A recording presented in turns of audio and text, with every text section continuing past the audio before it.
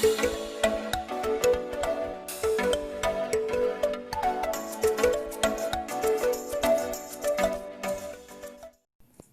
everyone! Welcome to Ines TV.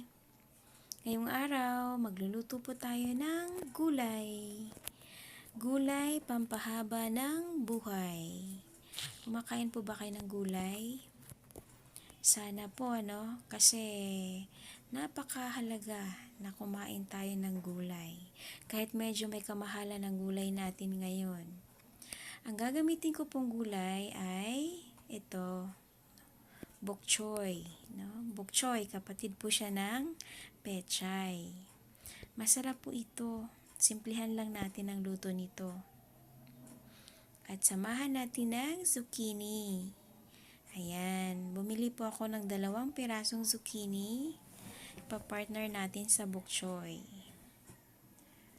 Okay, umpisahan na po natin ang pagluluto.